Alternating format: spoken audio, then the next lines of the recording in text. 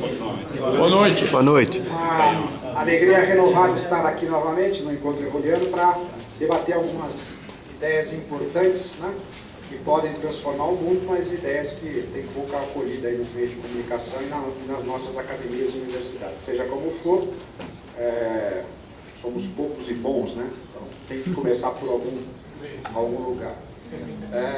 O título da minha apresentação hoje é Eros e Tradição, a sexualidade segundo a sabedoria tradicional.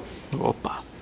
É um tema que eu reputo como importante, porque é preciso abrir um novo campo de batalha, né, contra o dragão da maldade da modernidade. E desde Sigmund Freud, na passagem do século XIX para o século XX, que a visão espiritual e tradicional do amor sexual tem estado na defensiva, né? E ficou ainda mais na defensiva nos anos 60, com a contracultura, com a revolução sexual, com os movimentos de afirmação feminista e homossexual. A espiritualidade tradicional foi a visão espiritual tradicional do amor sexual foi praticamente abandonada, e os argumentos do exoterismo, ou seja, os argumentos da teologia convencional, especialmente no Ocidente católico, não foram bons o suficiente, não foram penetrantes o suficiente para responder à altura desses desafios aí, de uma das três cabeças principais, né, do dragão da maldade. Os outros dois são Darwin e Marx. Então, Darwin, em meados do século XVIII, veio com a tese de que o homem descendia do macaco, e em última instância que o homem descendia de uma ameba ou de uma gosma, porque o macaco foi só uma escala, né, um elo dessa corrente toda. O curioso é que os nossos contemporâneos criticam tanto os fundamentalistas por serem criacionistas, mas na verdade a crença dos nossos contemporâneos, a crença cega e fundamentalista nas teses da evolução transformista do Darwin, são igualmente ingênuas e fundamentalistas. Por quê? Porque o próprio Darwin dizia que a tese dele era uma hipótese, né, a hipótese da evolução transformista, de que uma espécie se transforma em outra e vão evoluindo até chegar no ápice dessa evolução que é o homem. A tese dele precisava da confirmação dos registros fósseis, ou seja, dos fósseis, né, dos fósseis dos animais, que mostrassem esses elos perdidos entre o peixe e o réptil, entre o réptil e o mamífero, entre o macaco e o homem, etc.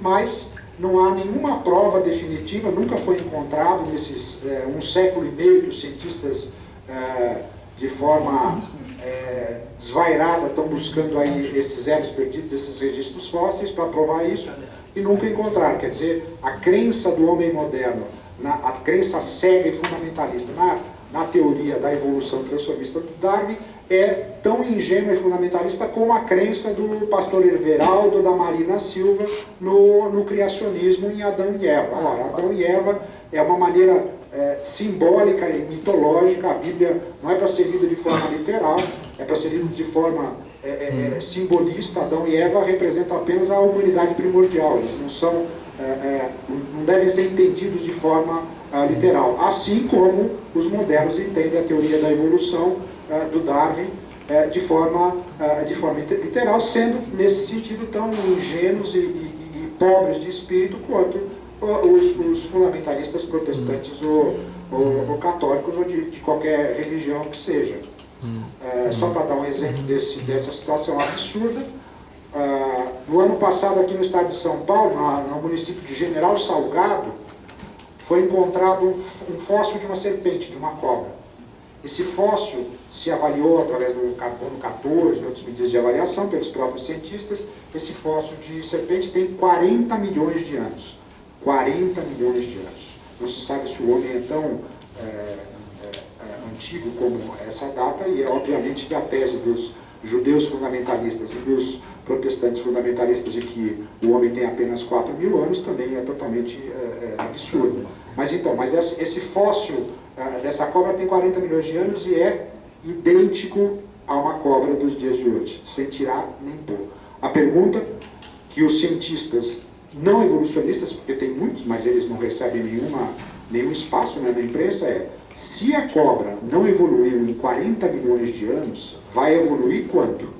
Entende? Então o registro fóssil prova o contrário da tese do Darwin. O registro fóssil prova que as espécies têm uma estabilidade incrível, as espécies não se transformam. O gato não se transforma em cachorro, o cachorro não se transforma em leão, o leão não se transforma em passarinho e o macaco não se transforma em homem.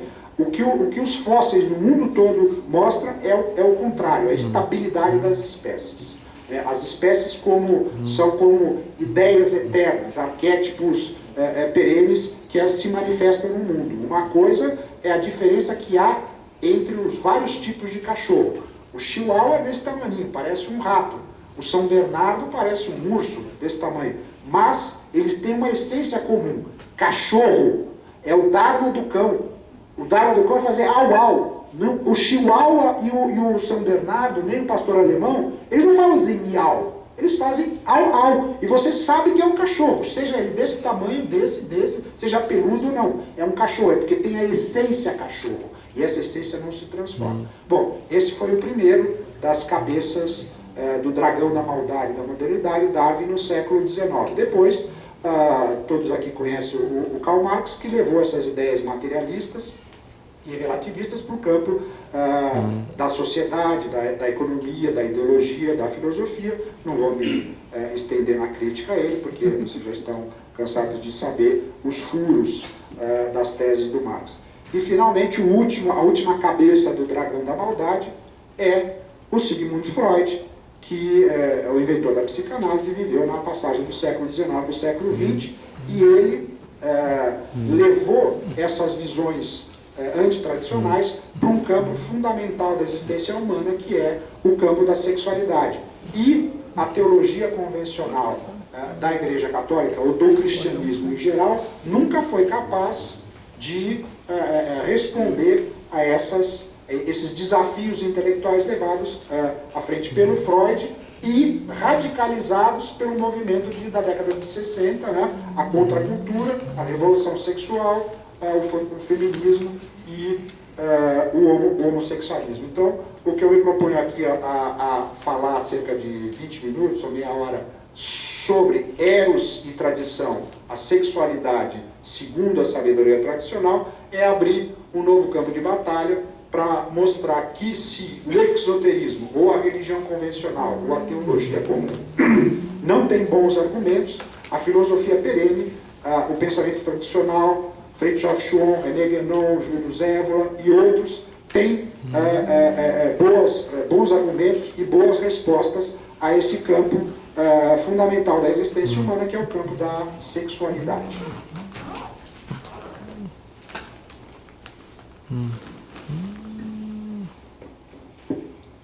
Então, há um ponto de vista tradicional no que diz respeito à sexualidade, e se há um ponto de vista tradicional ou espiritual para abordar a sexualidade, como que o amor sexual fica nessa perspectiva? Quais as diferenças na abordagem que o exoterismo e o esoterismo fazem da matéria? A sexualidade é uma necessidade física? Ela serve somente para a procriação, como quer a teologia cristã convencional? Ou há uma dimensão mais profunda no sexo? Como distinguir o que é ortodoxo do que é herético no campo da sexualidade?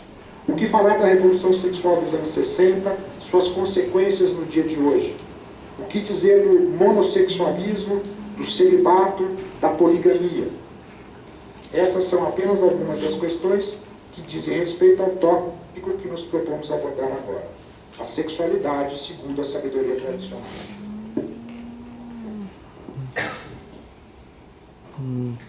A sexualidade é uma dimensão quase incontornável da existência. Ela não deve ser excluída do domínio da tradição e da espiritualidade.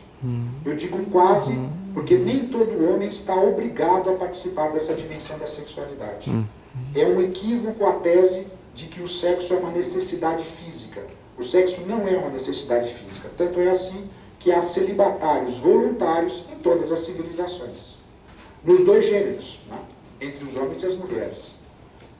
E isso entre todos os povos e culturas. Mesmo o luteranismo, que no século XVI rejeitou o celibato sacerdotal, o Lutero acreditava que a condição normal do homem e da mulher era o casamento, era o matrimônio. Mesmo o luteranismo tem hoje uma pequena ordem de monjas protestantes que são celibatárias. No hinduísmo tem, no catolicismo não precisa dizer, na igreja ortodoxa também tem, no próprio Islã, que também tem uma visão semelhante a essa do protestantismo, também tem os seus celibatários voluntários, né, não obrigatórios. Digamos então que o sexo é uma necessidade, entre aspas, muito mais psicológica e afetiva do que propriamente física. Mas como no homem as fronteiras entre o físico, o afetivo e o espiritual não são estanques, não são fronteiras absolutas, podemos dizer então que o sexo é uma necessidade físico, afetivo, espiritual. Quanto ao mundo católico, que exige compulsoriamente o celibato de seus sacerdotes e monges, essa prática somente foi imposta no século XI, Papa Gregório VII. Ou seja, nos primeiros 1000 anos da tradição cristã, não havia celibato obrigatório. E quando essa decisão foi imposta pelo Papa Gregório VII, foi um Deus nos acuda na Europa, porque cidades inteiras se rebelaram.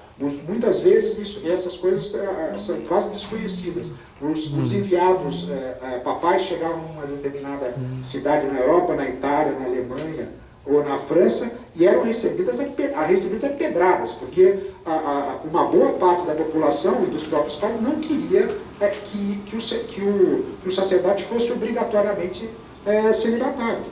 Né? E essa prática continua na Igreja Ortodoxa, nas várias igrejas ortodoxas e também nas igrejas católicas de rito oriental. Então é o catolicismo romano que impôs o celibato obrigatório para os seus sacerdotes e monges e monjas. Mas o catolicismo oriental, por exemplo, a igreja melquita, a igreja armênia, a igreja ucraniana, se o sacerdote fica no Oriente, ele pode se casar e constituir família.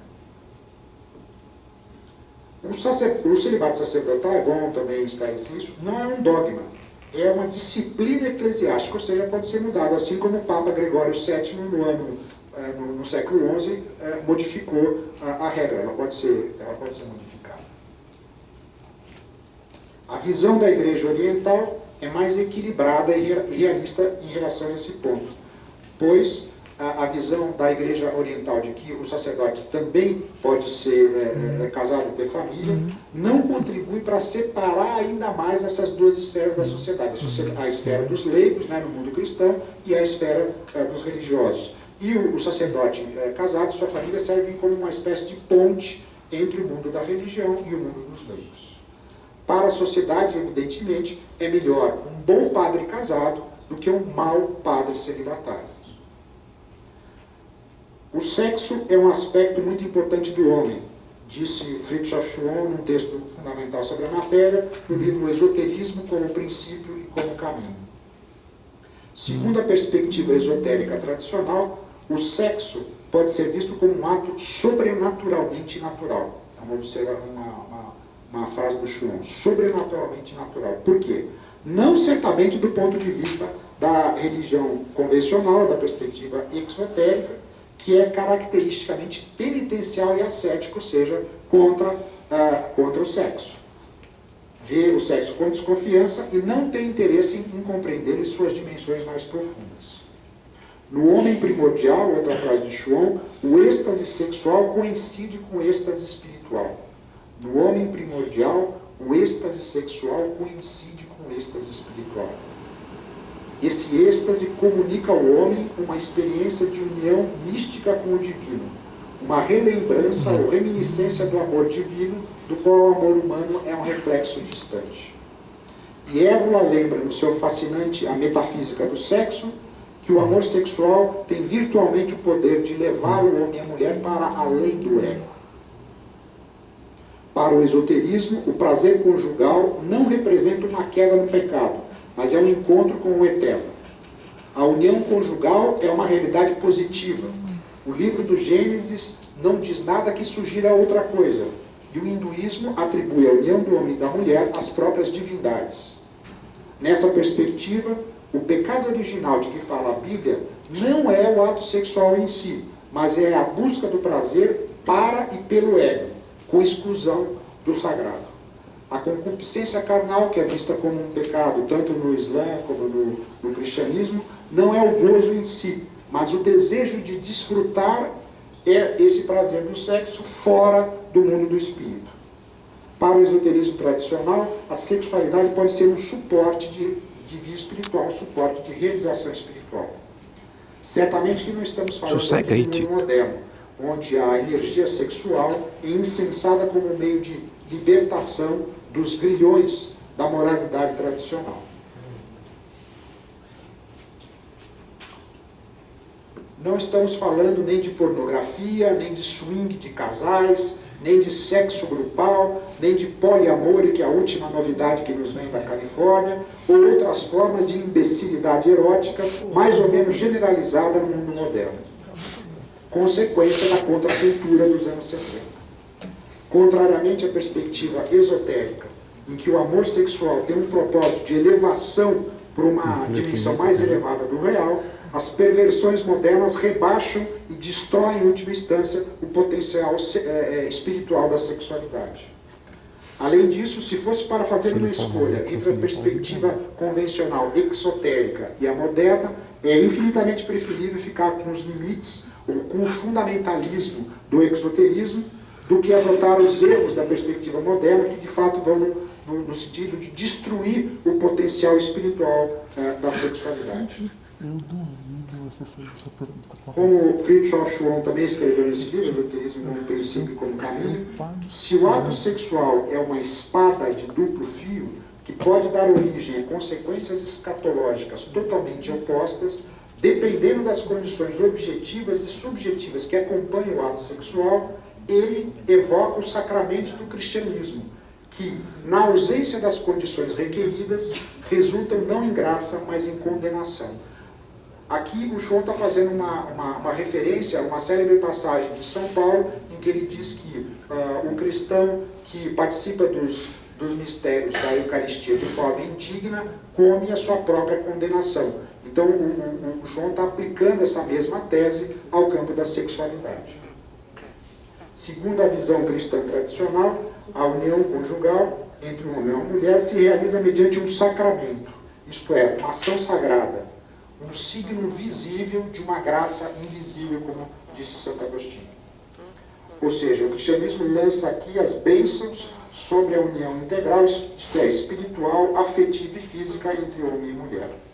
Lembremos também que o primeiro milagre público de Jesus, não por acaso, aconteceu numa festa de casamento, nas famosas bodas de Caná.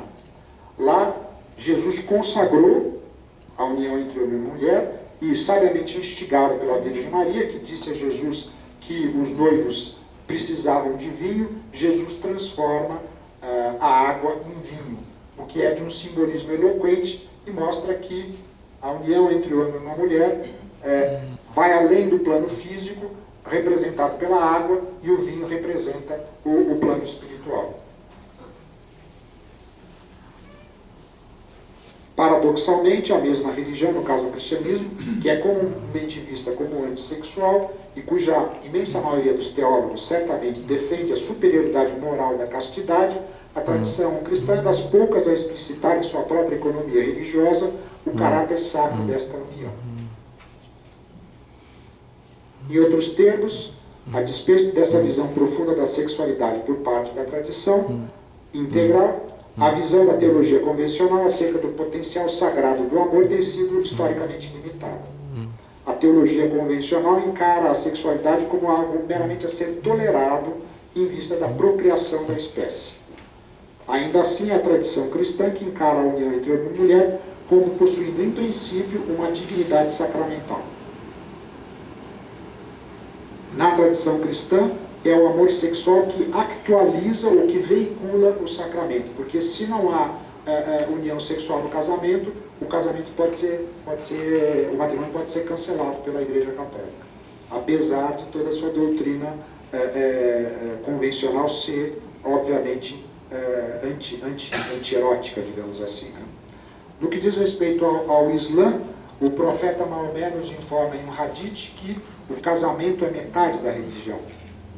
O casamento é metade da religião, metade. No Islã, todo prazer lícito e experimentado em nome de Deus veicula uma baraca, uma bênção. Mas o aspecto mais profundo da sexualidade pode ser vislumbrado ao considerar a tradição indiana. Em um dos mais antigos e veneráveis Upanishads, o sábio ensina a sua mulher: não é por amor ao homem que ele é amado, mas por amor ao Atma que há nele. Não é por amor da mulher que ela é amada, mas pelo amor de Atma que há nela. Atma é o absoluto, o infinito e o eterno. Em terminologia cristã pode ser traduzido como Deus, mas simultaneamente transcendente e imanente. No que diz respeito à antiga sabedoria grega, Platão, no seu Banquete, faz referência ao conceito mitológico do andrógeno primordial. Aqui, a alma perfeita é representada por uma esfera com duas metades, uma esfera masculina e outra feminina. Essas duas metades se separam ou se dividem e desde esse momento mitológico elas buscam sua reunião ou sua reintegração, pois só assim podem reencontrar a felicidade e a plenitude perdidas. Em linguagem do simbolismo cristão, esse conceito platônico do andrógeno primordial pode ser traduzido como a existência de Adão, que obviamente também não é para ser interpretada de forma literal, antes da criação de Eva, porque houve um momento, vocês conhecem bem o relato do Gênesis, houve um momento em que Adão vivia sozinho, então ele representa a tradução monoteísta do conceito do andrógeno primordial do Platão. Vale ressaltar que as duas metades do andrógeno platônico não são iguais nem idênticas, são precisamente dois polos opostos, mas que se integram e se complementam perfeitamente, como o símbolo taoísta do Yin e do Yang. Este não é o caso do homossexualismo, onde há dois iguais que não se opõem nem se complementam, mas narcisisticamente se espelham. O homossexualismo constitui a antítese da tese platônica, pois nunca pode produzir a plenitude ou a integralidade do andrógeno primordial, que é constituído de duas partes diferentes, que são opostas, mas complementares. Na tradição judaica, mais especificamente no esoterismo judeu, a Cabala, o matrimônio humano é uma recriação simbólica da união de Deus e sua Shekinah. Shekinah é a face divina de Deus, a face feminina de Deus. O universo vive desta confrontação complementar entre os polos masculino e feminino, da tensão construtiva que há entre os dois polos. Pois o polo feminino busca no homem a sua complementação em termos de inteligência e virilidade, e o polo masculino busca na mulher a complementação em termos de beleza, amor e acolhimento. Em uma palavra, a mulher busca no homem um elemento ativo, a força, a inteligência, a coragem. A mulher oferece beleza, amor, ternura. Princípio ativo, princípio passivo. Discernimento e amor. Sol e lua. Marte e Vênus. Yang e Yin. Aqui estamos falando de significados arquetípicos, de princípios e não de aplicações sociais e concretas, pois claramente há a possibilidade de uma mulher individual vir a manifestar essas virtudes masculinas. Santa Joana d'Arc, por exemplo, que liderou um exército na França e motivou o próprio rei da França a sair de seu torpor para expulsar os invasores ingleses.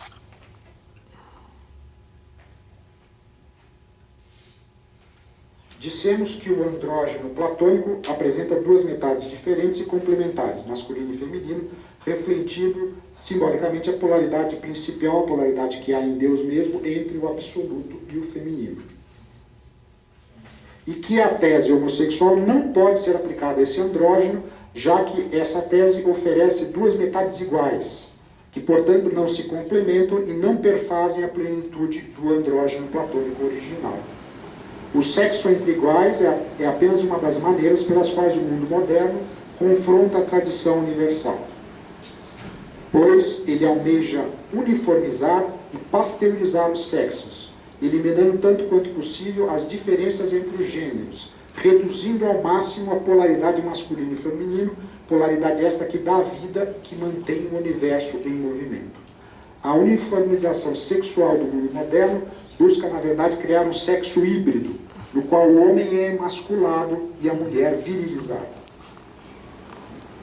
Consta que Goethe, que viveu no século XIX, diz que a homossexualidade é tão antiga como a humanidade, que, portanto, se pode dizer que ela faz parte da natureza, ainda que seja contrária à natureza.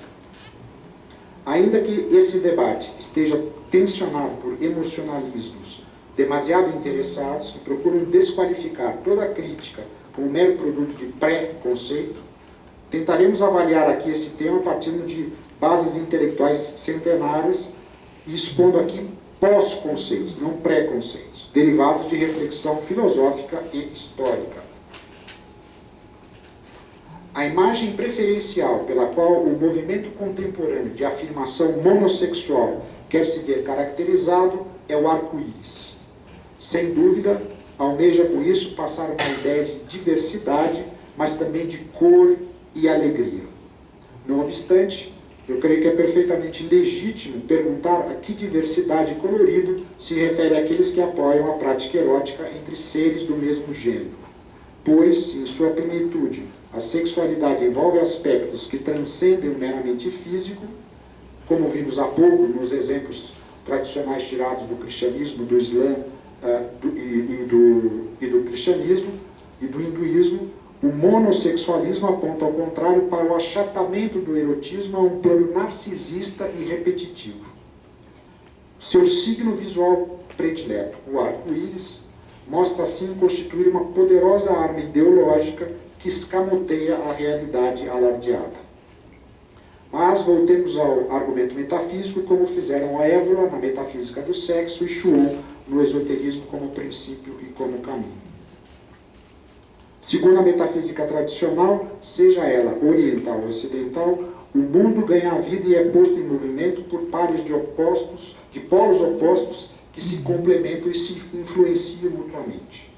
A vida mesma só se conserva e gera frutos graças ao movimento combinado propiciado pelos encontros e confrontações de polaridades distintas. Sujeito e objeto, inteligência e sentimento, espaço e tempo, matéria e energia, corpo e alma, razão e sentimento. Pares opostos e complementares que formam o eixo em torno do qual gira a própria existência do universo. Assim também sucede com a polaridade masculino e feminina. Mais importante de todas é justamente esse eixo masculino-feminino. E se esses dois polos, o masculino e o feminino, se confundem, ou se um elimina o outro, a vida mesmo perderia interesse, tensão e dinamicidade. Neste caso, haveria estagnação e entropia. A polaridade complementar entre masculino e feminino perde todo sentido na monossexualidade. Ao invés de um grande arco-íris, o mundo se torna um grande cinza. O arco-íris só existe na esfera da ideologia. O monossexualismo apresenta, ademais, uma inegável tendência narcisista. O seu adepto contempla a sua imagem refletida no espelho e deixa-se apaixonar por ela. Uma das expressões dessa realidade é, paradoxalmente, o machismo. Se o homem machista almeja submeter ou discriminar a mulher, colocando-a numa posição de completa inferioridade, não obstante isso, o machista não prescinde da mulher. Ele não concebe a existência sem o elemento feminino. De fato, por mais que o machista tenha uma atitude de prepotência, não pode descartar totalmente a mulher. Dessa perspectiva, a monossexualidade masculina constitui um machismo sui generis, um machismo levado além de seu ponto limite, pois ele concebe a existência da qual a mulher não faz parte. Ele prescinde dela. A mulher é excluída até mesmo de sua vida sexual. Não há aqui alteridade. O homoerotismo constitui dessa forma uma manifestação particularmente extremada de machismo e de narcisismo. Ao longo de séculos e milênios, sábios e autoridades intelectuais diversas têm exposto, repetidas vezes em termos inequívocos, os erros e contradições do homossexualismo. Platão expôs explicitamente tais críticas em sua derradeira obra, As Leis. Nela, Platão imaginou poder extirpar a sodomia da sociedade grega e propôs penas rigorosas para a prática. De fato, este que é provavelmente o pensador mais importante e influente de toda a história do Ocidente, cujas ideias se implantaram solidamente em 3 civilizações, a islâmica, a cristã e a judaica, além da grega, Platão dedicou toda uma seção desse seu último livro, As Leis, ao tema. Irei me deter agora por mais de um instante no caso de Platão, dado que ele é erradamente visto como um autor que parece tolerar a monossexualidade. Mas o que ocorre, sobretudo em sua obra O Banquete, e dá origem a mal-entendidos, é que Platão está com os olhos fixados em coisas mais elevadas do que a união meramente física. Ele está interessado, sobretudo, no amor espiritual ou divino, a ponto de fazer referência ao conceito do andrógeno, que já discutimos aqui. As duas metades do andrógeno, só para resumir, não são iguais. São 2 polos opostos que se integram e se complementam. Este não é o caso do monossexualismo, que são 2 iguais que não se complementam. É a antítese da tese platônica. O visionário grego condena claramente como particularmente grave e nefasto o sexo entre indivíduos de mesmo gênero, como algo contrário à natureza e como sinal de indulgência vergonhosa. Na seção 8 de As Leis, Platão sustenta o caráter socialmente desintegrador da pederastia e propõe sua supressão em qualquer sociedade sã. Platão condenou em termos inequívocos o homem efeminado que faz papel de mulher, parágrafo 837. Denomina os atos homossexuais uma abominação e escreve que nada é mais revoltante do que eles, parágrafo 838 de As Leis. Platão sugere, ademais, a decretação de leis que proíbam de todas as relações homossexuais e suprimam toda a pederastia, parágrafo 839. Nesse mesmo parágrafo 839 de As Leis, Platão escreve: os homens devem se valer do amor natural e abominar o antinatural. Nossos cidadãos não devem cair em nível inferior aos animais. Devemos abolir totalmente as relações de homem com homem. Platão rejeita claramente assim o sexo entre iguais como contrário à natureza, como uma enormidade e um crime, resultante de luxúria e concupiscência incontroladas. Falando pela tradição hebraica, o profeta Maomé escreveu que o sexo entre iguais é uma abominação. Levítico 18, 22. Não te deitarás com um homem como se mulher fosse. Isto é uma abominação, escreveu Moisés no Levítico. O mesmo Levítico repete a condenação algumas páginas adiante. Se um homem se deita com outro como se mulher fosse, ambos cometem uma abominação. Levítico 20, 13. O livro do Gênesis 19, versículos 1 e 29, descreve a destruição de 2 cidades, Sodoma e Gomorra, por conta justamente dessa prática sexual. São Paulo apóstolo, no campo cristão, escreve que os homossexuais não herdarão o reino. Primeira Epístola aos Coríntios, capítulo 6, versículos 9 e 10. Na Epístola aos Romanos, São Paulo escreve: suas mulheres mudaram as relações naturais por relações contra a natureza. Igualmente os homens, deixando a relação natural com a mulher, arderam em desejo uns com os outros, praticando torpezas homens com homens e recebendo em si mesmos a paga de sua aberração. Epístola aos Romanos 1, 24 a 27. Na tradição cristã, a orientação não oscilou ao longo dos tempos. São Bernardino de Siena, popular pregador na Itália renascentista, dizia que os sodomitas deveriam ser isolados da sociedade. Ele sutilmente apontou para a má reputação dos italianos no estrangeiro e lamentou em particular a leniência florentina. Quanto ao catecismo da Igreja Católica, ele sustenta que atos sexuais são contrários à lei natural. Parágrafo 2357. Plotino, outro dos grandes pensadores do início da era cristã, Escreveu no seu livro mais importante, As Enéadas, livro terceiro, que o ato homossexual é anormal. Dante Alighieri, na Divina Comédia, situa os sodomitas no 7º círculo do inferno, mais exatamente na 3ª seção desse círculo, onde estão confinadas as almas que pecaram por violência e bestialidade. O panorama que se descortinado por Dante é justamente dantesco. Inclui um areião ardente no qual planta alguma crescia e sobre a qual caiu uma chuva eterna, não de água, mas de fogo. Na área serpenteava ainda um dos rios infernais, rio este feito não de água, mas de água fervente, de sangue fervente. Lá, Dante presencia o que ele mesmo chama de a horrível arte da justiça. Nas diferentes civilizações que atravessaram os séculos e cruzam as latitudes, a sodomia nunca é encarada com leniência. Na antiga tradição de Zoroastro na Pérsia, os monossexualistas eram classificados como criminosos. Na Bíblia já citamos o Levítico e o Novo Testamento. No Corão, chama os varões que se acercam de varões, Sura 26, 165, 166, os varões que se acercam de varões são depravados e transgressores. E também, na Sura 7, versículo 81, ao aproximar-se de forma concupiscente de homens, ao invés de mulheres, provais que sois realmente um povo transgressor.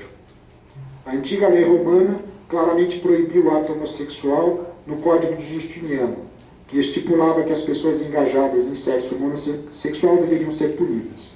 As tradições orientais tampouco passam largo do problema. O budismo, por exemplo, ensina o preceito de abster-se de sexo ilícito, referente a adultério, prostituição e homossexualismo. Eu concluo agora. A partir desta extraordinária diversidade de testemunhos que atravessam as fronteiras de distintas épocas e civilizações, emerge o panorama do caráter desordenado e estéril desta prática. A unanimidade universal entre porta-vozes autorizados de uma enorme variedade de culturas, tanto orientais como ocidentais, de Platão a Dante, de Maomé ao Buda, de Moisés a Confúcio, de São Paulo a Goethe, aponta para a extraordinária presunção e arrogância do politicamente correto em sustentar o contrário de algo já universalmente sabido e inequivocamente condenado. A verdade não pode ser sacrificada às opiniões cambiantes das massas, como escreveu o editor da revista canadense Sacred Web, Ali Lakhani. Do ponto de vista tradicional, esta posição unânime aponta para uma realidade. É Deus mesmo quem fala por meio dessas diferentes bocas das várias épocas e civilizações. Daí a gravidade dessa rebeldia, que representa uma violação radical de normas cósmicas, segundo o autor americano Mark Perry. E como Hipócrates, o pai da medicina, expressou há 2.500 anos, tudo que subverte as leis da natureza está condenado de antemão ao colapso. Um livro tradicional judaico, Midrash, diz que no episódio bíblico do dilúvio, Deus só liberou as torrentes dos céus depois que a geração de Noé chancelou a união de homem com homem. Esse fato constituiu a gota d'água, literalmente, para desencadear a cólera divina que se expressou no dilúvio. Lembremos também do livro do Gênesis, que descreve a destruição de Sodoma exatamente pelo mesmo motivo. Na multimilenar história humana, nunca houve uma civilização, seja do Oriente, seja do Ocidente, que tenha jamais sancionado a união monossexual. Toda a civilização tradicional está baseada em uma revelação divina. A única exceção é o mundo moderno. E é o mundo moderno também o único a tolerar e glorificar o monossexualismo. Muito obrigado.